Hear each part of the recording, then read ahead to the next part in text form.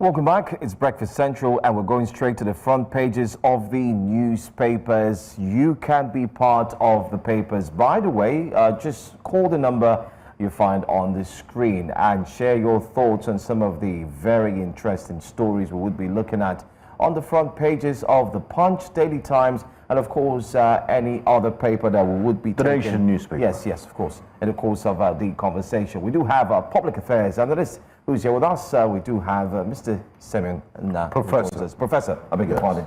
Don't ever make that kind of costly mistake again. I'm so sorry, Professor. Please, thank you very much. Accept my I do have a lovely day. Welcome, viewers. Great to have you here. Yeah. Oliver's around the corner, so she would be also joining us in the course of this conversation. Well, let's start off with the very first paper. Let's see if we can put that up on the screen, and it's the Punch. Yes, there you have it, the Punch newspaper. And on the front page of the Punch, we have that headline there, which says, first $24 billion borrowing may balloon Nigeria's debt to 183 trillion naira. That's what it could do. NASS set to, appear. Oh, I beg your pardon. I didn't see National Assembly to approve Tinubu's loan request. Yes. Foreign debt near $70 billion. Economists worry over high debt servicing. That's one of the biggest stories right from yesterday, and it's still a big one even in conversation. But that's just one story. The other part of the Punch newspaper is basically just celebrating the president's 2 years of, okay, yeah, I can see that. Yeah, and at the top right corner, there's PDP neck under pressure as INEC validates Wike-backed secretary. And also NFIU probes 48 billion naira suspicious transfers to Dubai and Hong Kong. Anyway, we're not just going to take that paper alone. Let's take another one so we can make it... okay. Yeah. Let's take a look at the Daily Times. The headline says 15-year $500 million Nigeria Trust Fund additional grateful to federal government gives account of 10-year stewardship at the African Development Bank. That's the front page of the Daily Times newspaper. We also have trips foil attack on New Mate Kumshe, neutralized schools of insurgents in Borno State. So some positive news there. Tinubu asked National Assembly to approve $21.5 billion foreign loan and 758 billion pensions loan. That's domestic. And we also have EBAS to defend Rivers budget before Joint National Assembly Committee.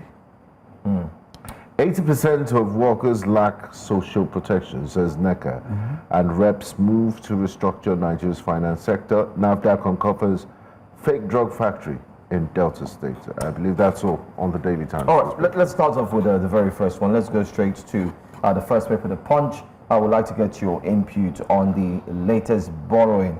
Nigerians, a cross-section of Nigerians have said that there wouldn't be any scrutiny. They are certain that there wouldn't be any scrutiny from the National Assembly. It's as good as approved. It's as good as it gets. Good as the day it got to the National Assembly, it got approved. Because from day one, they told us, so you are not going to blame them, they told us that whatever the president brings, they will approve. And that was why they sang, on your mandate, we shall stand. From day one, they told you that. Now, you see, my worry is, when I was on this studio, when it was reported that we have cleared our debts from IMF and what have you, and I said, I smell a rat. The push has come to shove. The essence of doing that is what is happening now. Now, look at the details of the amount we are borrowing. We are not just borrowing in dollars, we are borrowing in euros, we are borrowing in yen. You have 21 billion, 543 million, 647,912 dollars. Then you have 2 billion, 193 million, 856,000, 324.54 euros.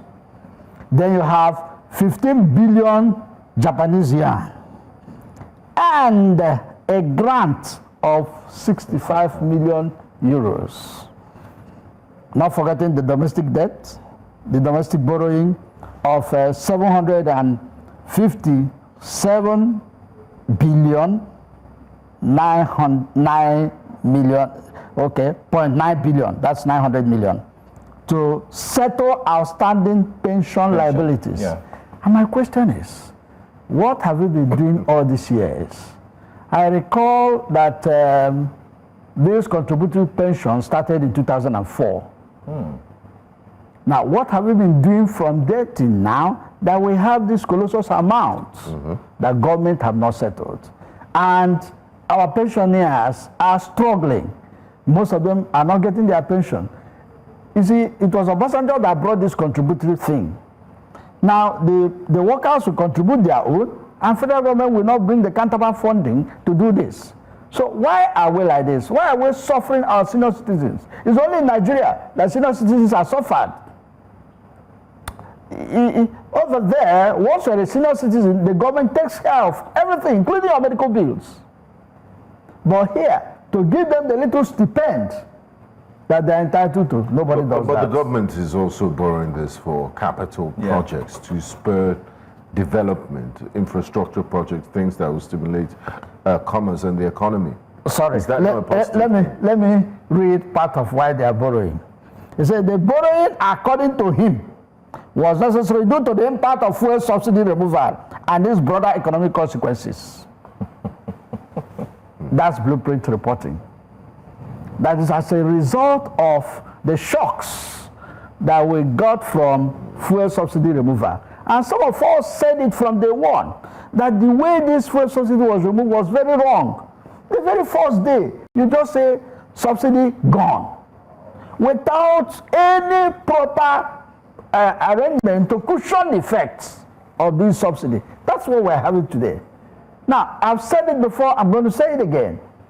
If there's any election in any country, what investors do is that they wait for the president's first speech everywhere in the world. That's what happens. So once you deliver your first speech, it gives them a signal of where you're going.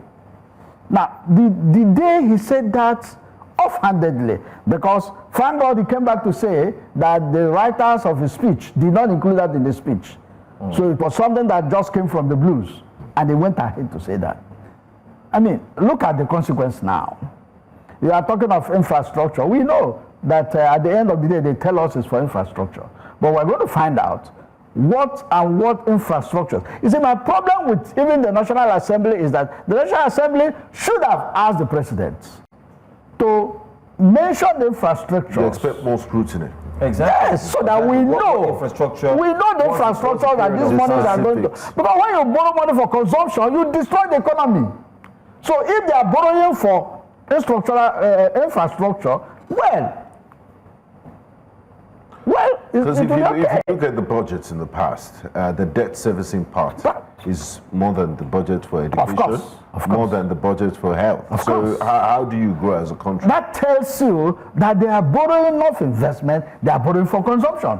That's why it's that way. That's why we have huge amounts of repayments of the loans, because if it is for infrastructure, the infrastructure, some of them will be generating funds for you to pay back this loan. So you won't have a situation where the interest you are paying on loan will be so much that it will swallow every other thing. Because those things are supposed to be producing. Even when you do roads and toll roads, the roads will produce at the end of the day. Well, are there any alternative? Must we borrow in the first place? Well, what is alternative? When you don't have, you see, naturally we expected by now, the way they were going, we will not only depend on crude oil again. Oil imports, yeah. The agricultural sector would have been producing. The solid mineral should have been producing. We have a lot of solid mineral in this country that's not being tapped. And when they are being tapped, they go to private pockets. That's the problem we have. So if we had other avenues of generating money, we won't be where we are today. I said it from day one that those loans they repaid back from IMF and World Bank, that devil was in the details. You can see it now. All right, I think you can see it playing out. Let's get to hear what one of our callers had to say. Hello? Good morning, everybody. Good morning. Yeah, Uche from Abia. All right, Uche, go ahead. The issue of this borrowing, at this point, governments have told us that they are making much money this time around because of what? The movement of the credit office. The states are getting careful of what they are getting. When they start borrowing money, you don't making much money. I'm still confused. People should tell us or let government explain to Nigerians the issue of this borrowing. And they're borrowing in different places, not only one source. We have heard that they are going to borrow in different denomination of currencies. And they have told us they have paid some. I think Nigeria should canvass all the agencies that are responsible of, lending money. Should stop giving Nigeria money until we do the needful. Let us do the needful. Let us look inward. There is money in this country. It's because of our leaders, they are not putting on their thinking cap. They are borrowing money. Borrowing money for what? Putting us in slavery. See who goes on borrowing. Goes on borrowing. That's the other. Until they do the right thing. They are talking about the structuring of financial sector. Let them also talk about restructuring the country so that we stop borrowing this, flimsy things. God bless you people. Okay, thank you for that angle you brought. Let me play the devil's advocate here. I just pray that they are not borrowing this money for 2027 elections. I just pray. Because, like he said, I even forgot that the monies they are sharing now, they say, is about triple what they were getting before. So why are you sharing so much money to make governors happy? No, because the savings we've made from the removal of subsidy. Yes. But the problem now is, I read it from, not from social media, it's blueprints, that said, he said that the borrowing is to cushion the effects of the fuel subsidy. So if you're making so much money from fuel subsidy, why are we... The oil, the shock, because we budgeted oil, are we not speaking grammar here? At $70 per barrel. Yes, and it's going down already. Yeah, it's dropped. It's dropped already. The difference. Okay. Now, the difference. You see, the time the budget was read, I told you people, it was, I think, this very place, that I said that budget is a wish list.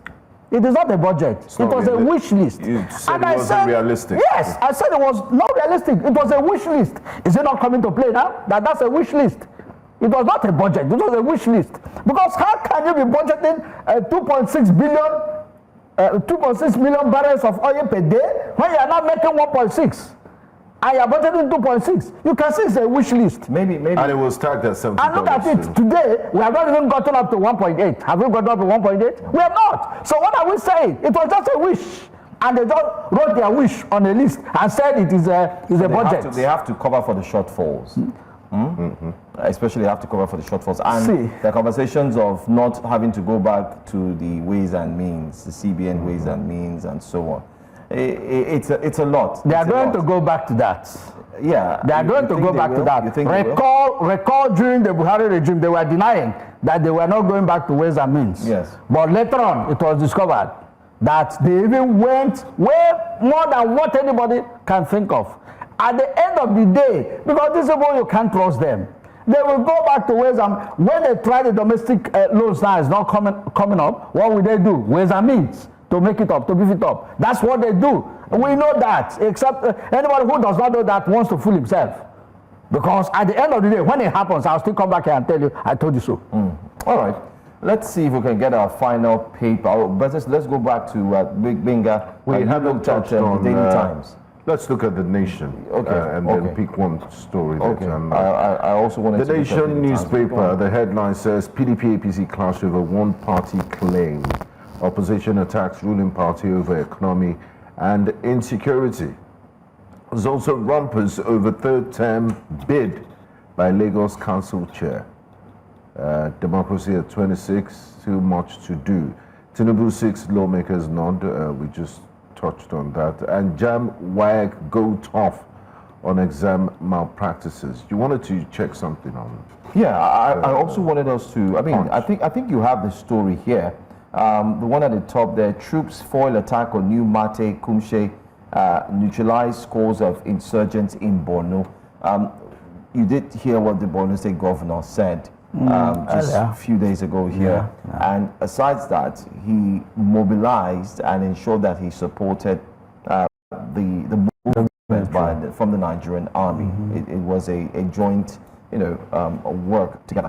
What do you take of this latest story? Is it starting to pay off? And what can we learn from the way the governor is pushing? Well, let's take this caller. Okay. Sorry. We do have Emeka, thank you very much. Join us. Good morning. Thank you, sir. Good morning, sir. Please, I want to contribute to the program. The problem we are having in this country is INEC and our judiciary. That's the problem that we are having. Since the demand and win the election, they did not give in to the election. They now carry another person and give him the winner. And there is nothing that can work in the country. If a sincere person that is not sit on that seat, you understand? If a sincere person is not sitting on that seat, there is nothing that can work. Okay, I'm watching Arise AIT this morning. I saw one man, they say is APC word, and one analyst. They called two of them together. The APC man was talking what Tinubu has done, But the other man was giving analysis. How things is working. You understand? The other APC man was just giving us stories. Things are not done like that. You understand? And if they want to bring somebody that will speak to us on the television, let them bring people that will give us analysis. Like the way the man in the other in the studio is giving us analysis. You understand? So that we can try to understand what they are saying. Thank you, sir. All right, Emeka. I wouldn't want to fault that. Everyone is entitled to their own opinion, and that's another platform. So that's not how. I want to take the two stories together. That's the politics and the Borno issue. I think the prof in Borno is doing a yeoman's job. You'll recall that even when he came to our studio, he was talking of, going to those villages to sleep. And one of the days he was coming back from stories, his convoy was attacked. Thank God he was not in that convoy. So that has given him enough reason why he should do something. And he's seeing things firsthand. Yes. Very, very serious. So the assistance is given to the military is a welcome development. But the military complained that they don't have enough ammunition to attack these people. And the federal government is paying lip service to that. So I think the governor should continue to use the security votes to do something for the military so that we can get this done. And please, those repentant Boko Haram should not be recruited to the army again. Please. I don't know who is listening. Please. You cannot debrief somebody for just 3 months and recruit the person to your force. It's not done. There are the people that are giving intel to their people out there to ambush the military. So we should stop that. Now, the issue of the political parties. I can tell you for free that INEC is not doing what it's supposed to do. The judiciary is worse. Let me explain what I mean. Now, PDP went to court and they were asking for the court to determine who is the secretary of the party. Now, the Supreme Court said they should go home. There's a political affair. They should go home and resolve their issues. Now, they came and resolved their issues. And INEC is supporting the person they said, no, it's not the person we want. So what are we saying? So you can see that when they are crying that the party in power has a hand in what is happening in their political parties, you can see it playing out. Because INEC chairman is an appointee of the president. And that's why people are clamoring that the INEC chairman should not be appointed by the president. Because he who pays the piper dictates the tone. I cannot appoint you and you go against me. It will not happen. I will remove you the next day. Well noted. It's a conversation that's actually on the Daily Times. You find that story, Yes. You find it on I think, yes. Yeah, Daily Times. On the, is it Daily Times? The Punch. Okay. Rather than the Punch, front page of the Now, Punch. there's a story. Let's stay on the Daily Times. Yeah, Yes, go ahead. still on the Daily Times. EBAS to defend Rivers budget before joint National Assembly Committee. This is a sole administrator that has a 6-month mandate, and we're drawing closer to the end with each passing day. What do you make of this? And are the people of Rivers State going to be missing out on governance of some sort? Because, I mean, he didn't campaign. He doesn't have the popular mandate of the people. So this budget, what sort of details are we expecting in this budget? Is it just for statutory allocations to pay salaries? Can he participate in, can he do infrastructure projects and out of that? Because this is an anomaly which we don't see. Did you every day. recall that from the time you started reading that, I was laughing? Why? And do you know why I was laughing? Why? It was the president that presented a budget to the National Assembly. Yes. And in presenting the budget to National Assembly, he said Abuja is not a state. Therefore, the FCT minister cannot present the budget. It is him that will present the budget. Now, recall to 2023 election. What Supreme Court said, that Abuja should be taken as the 37th state. They said that and is no longer a conjunction. They developed a new dictionary. The and is no longer a conjunction. You can read it as the same. Now it's coming to play out. The president, the same president that they gave the mandates, is now telling us that Abuja is not a state. So Nigeria is a scam. Nigeria is a scam. Because how can, which day was that? Just 2023 elections, and the Supreme Court, how many times did I say that? 3 times. Came out to tell us that Abuja should be considered as a state. And the president is telling us that Abuja is not a state. So how do you reconcile that?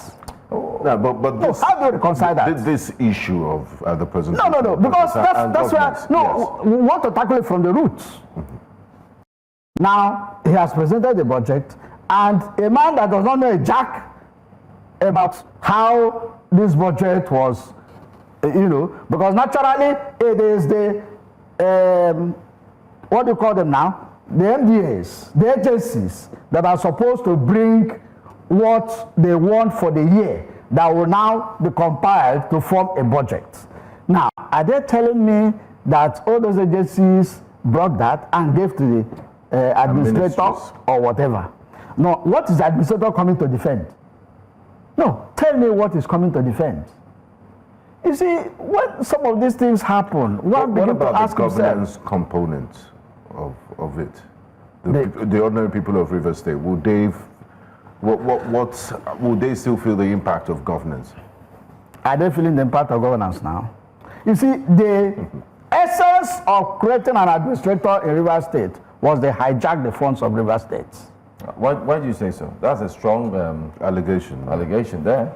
I can say that without mincing words. The reason is that if you check, even if you check why Wike has not been sanctioned by PDP, was because he was the person funding PDP for a very long time.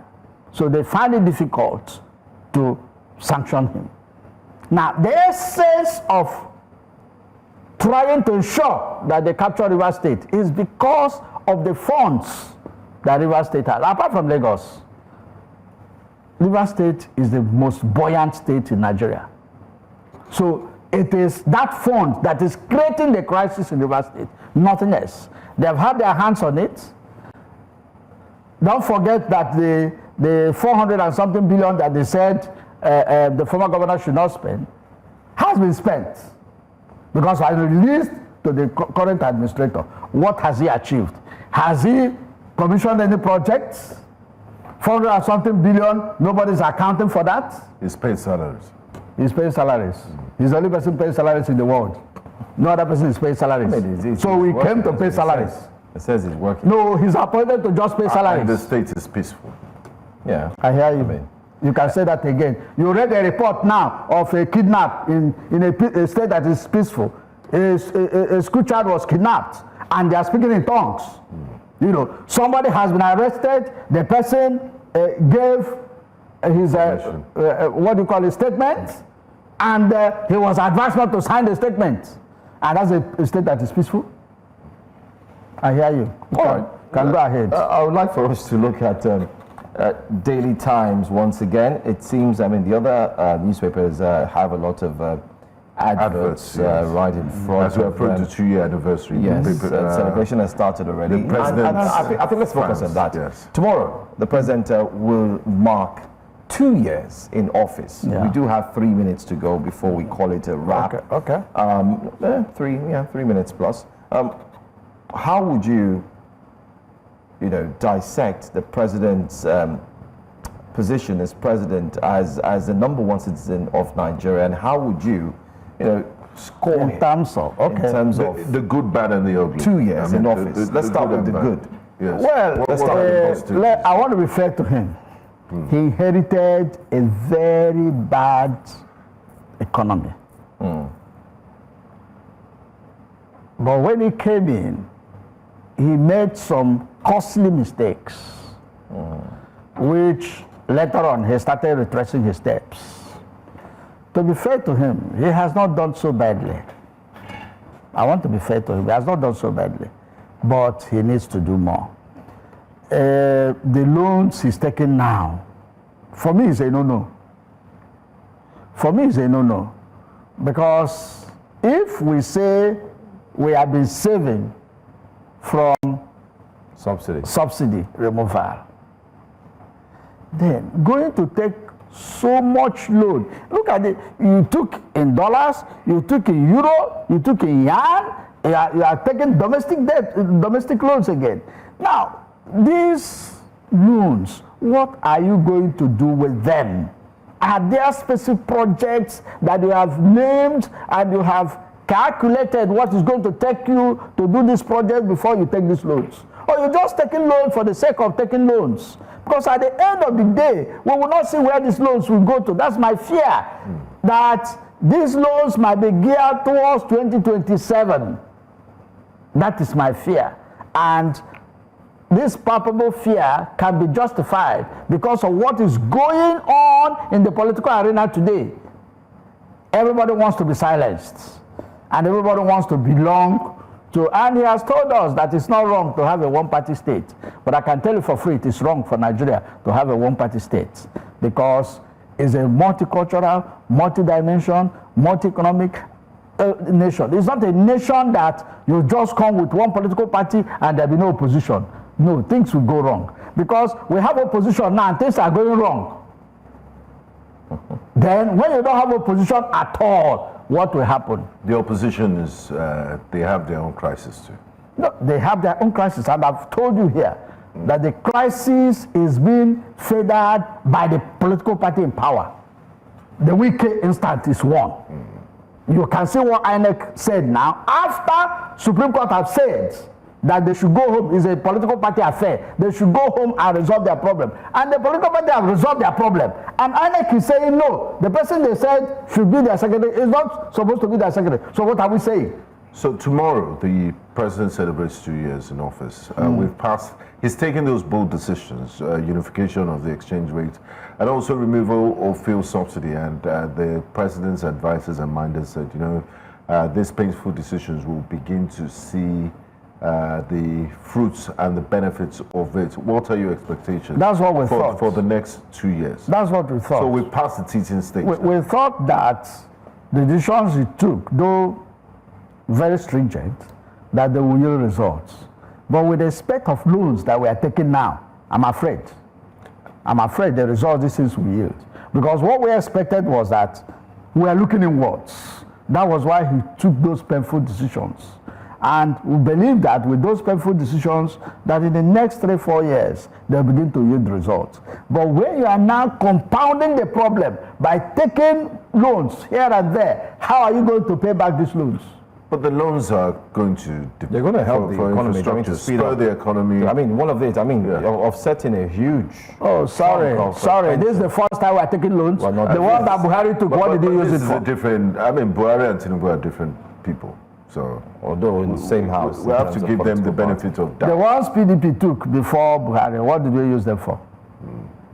You see, let's not fool ourselves here. We know the truth, because the problem of Nigeria economy has been that we take loans for consumption. We don't take loans for developmental projects.